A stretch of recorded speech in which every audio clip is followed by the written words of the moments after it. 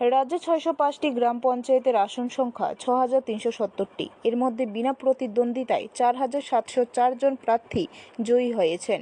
৩৫টি পঞ্চায়েত সমিতির মধ্যে আসন সংখ্যা ৪২৩টি। এর মধ্যে ২৪৪ জন বিনা প্রতিদ্বন্দ্বিতায় জয়ী হয়েছেন। ভোট হবে ১৭৯টি আসনে। রাজ্যের ৮টি জেলা ১১৬টি জেলা পরিষদের আসনের মধ্যে ২০ জন বিনা প্রতিদ্বন্দ্বিতায় জয়ী হয়েছেন। যারা জয়ী হয়েছে তাদের অসংখ্য ধন্যবাদ জানান প্রদেশ বিজেপি সভাপতি রাজীব ভট্টাচার্য। বৃহস্পতিবার প্রদেশ বিজেপি কার্যালয়ে সাংবাদিক সম্মেলন করে এই কথা জানান তিনি। তারা সেখানে ব্যর্থ হয়েছে, তার দায় কি ভারতীয় জনতা পার্টি নেবে? মানুষ ভারতীয় জনতা পার্টির সঙ্গে রয়েছে। আজকে কংগ্রেস সিপিএম একত্রিত হওয়ার পর এই ত্রিপুরা রাজ্যের মানুষ দিশাহীন হয়ে গেছে। আজকে যারা কংগ্রেসের সমর্থক বা সিপিএম এর সমর্থক, তারা আত্মবিশ্বাস ফিরে পাচ্ছে না যে আমরা কোন দিনের জন্য আমরা এই দলটা করেছি।